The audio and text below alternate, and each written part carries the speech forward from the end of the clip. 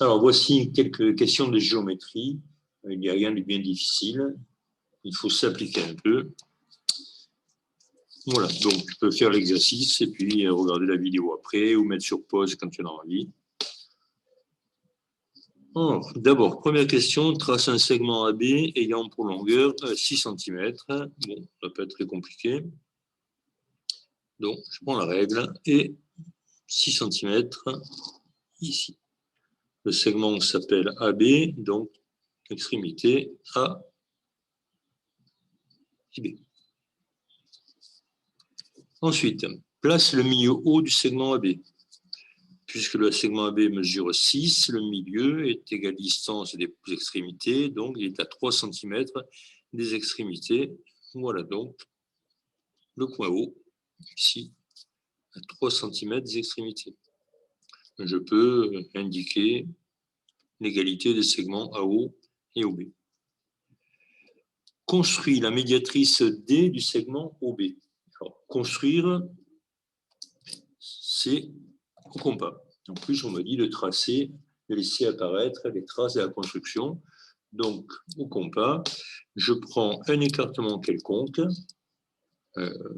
suffisamment grand pour que les arcs que je vais tracer puissent se couper. Autrement dit, il faut que l'écartement soit plus grand que la moitié de OB, alors le segment OB. Et je vais tracer ici, à l'aide de cet écartement, des arcs contenant des points à égale distance des points O et B. Je commençais par le point B, je trace un arc d'un côté et un arc de l'autre.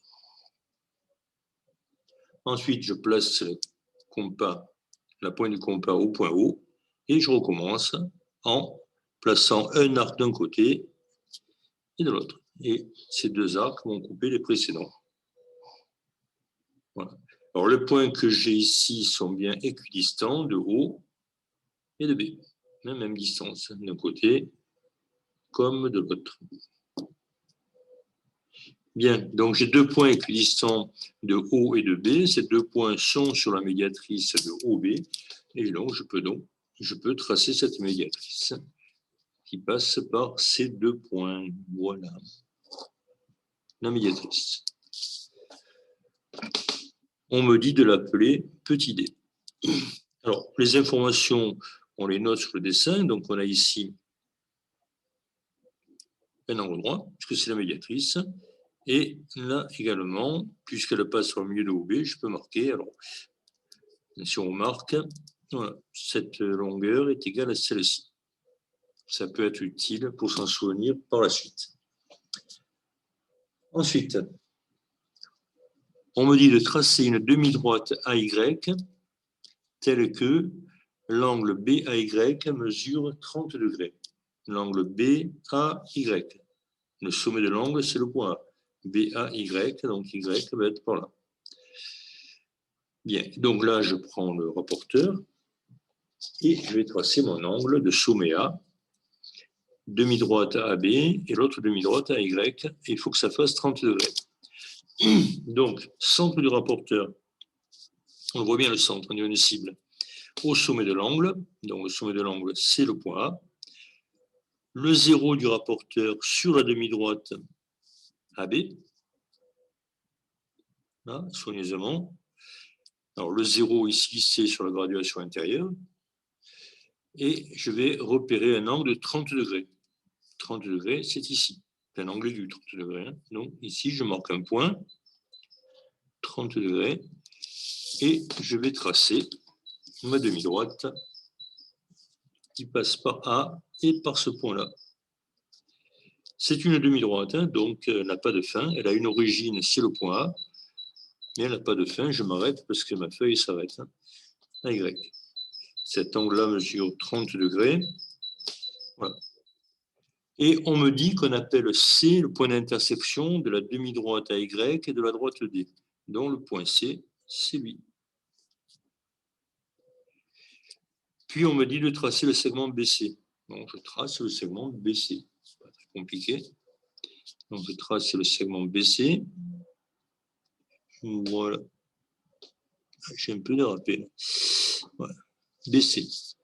Donc j'ai un triangle ABC. Ensuite, on me dit de mesurer les angles ABC, ABC et ACB. ABC, sommet B, cet angle-là. Alors là aussi, je prends le rapporteur. Il faut mesurer l'angle ABC, le sommet c'est le point B. Centre du rapporteur sur le point B, soigneusement. Le 0 de la graduation sur la demi-droite BA, donc ça tombe bien là ici. Et je vais mesurer. Ah, mais BC, c'est un peu court, j'ai du mal à voir. Donc, j'hésite pas. Je prolonge mon segment BC. Alors, je le prolonge avec un trait fin pour qu'il ne charge pas le dessin. Voilà, juste pour pouvoir aller lire. Allez, je recommence. Centre du rapporteur au sommet B, 0 de la graduation sur la demi-droite BA, et je vois ici que la demi-droite BC va couper ici. Alors attention, le 0, cette fois, est sur la graduation extérieure. 0, 10, 20, 30, 40, 50, 60. C'est un angle aigu, donc je ne peux pas me tromper. Ça peut pas être 120 degrés, 60 degrés. Donc, cet angle-là mesure 60 degrés. Je peux le noter sur le dessin et je peux l'écrire également. L'angle ABC mesure 60 degrés. Je recommence avec l'angle ACB, le sommet C, l'angle formé par la demi-droite CA et CB. Donc là encore, je prends mon rapporteur, le centre du rapporteur au sommet C de l'angle, le 0 sur la demi-droite CA, et là aussi, je vois que CB, j'ai du mal à lire, donc je n'hésite pas, je prolonge CB de ce côté aussi. Voilà, toujours en trait fin, parce que ce n'est pas un trait principal du dessin. Et je mesure. Alors, on y va. Le centre du rapporteur au sommet C, le 0 de la graduation sur la demi-droite CA. Alors, on voit bien ici que le 0 est sur la graduation intérieure. 0, 10, 20, 30, 40, 50, 80, 90. 90 degrés. Ah, c'est l'angle droit. C'est trop beau pour être vrai. Mais en fait, c'est vrai. C'est un angle droit. Si votre dessin est bien fait, ça doit être un angle droit, avec les mesures que j'ai choisies. Donc ici, l'angle ACB mesure 90 degrés. Voilà. Et on se souvient qu'on avait construit l'angle BAC, l'angle BAY, donc c'est pareil que l'angle BAC, l'angle BAC qui mesure 30 degrés. Et vous pouvez vérifier que le total est bien égal à 180 degrés. Ça, c'est ce qu'on sait, que dans tout triangle, la somme des angles fait bien 180 degrés. Alors, je n'ai pas trop triché. Non, je n'ai pas triché du tout. Ça fait bien 180 degrés. Je n'étais pas sûr pour celui-là. J'étais pas loin de 60. J'ai arrondi à 60. Voilà. Donc, je vérifie bien cette propriété. Ensuite, on me dit de tracer la droite D passant par le point A et perpendiculaire à la droite AB. Donc, tracer. On ne demande pas de faire de construction. Donc là, je vais prendre l'équerre, simplement. La droite, passant par le point A perpendiculaire à B. Donc, je mets un côté de l'angle droit sur la droite AB et je m'arrange pour que l'autre côté de l'angle droit passe par A. Donc voilà, je positionne bien mon équerre soigneusement, plus soigneusement possible, et je vais tracer. Voilà. Alors, je trace la droite qui va passer par A et qui est perpendiculaire à B. J'en trace un petit morceau. Je ne vais pas jusqu'à l'angle, parce que sinon mon stylo il va tourner, il va faire un petit virage. Donc je m'arrête là, et ensuite je reprends le tracé avec la règle pour prolonger ceci. C'est une droite, donc là, elle n'a pas de début, elle n'a pas de fin, elle est illimitée dans les deux sens. Voilà. Cette droite, c'est la droite, on m'a dit de l'appeler grand D. Et donc, je viens de la construire, elle est perpendiculaire à AB.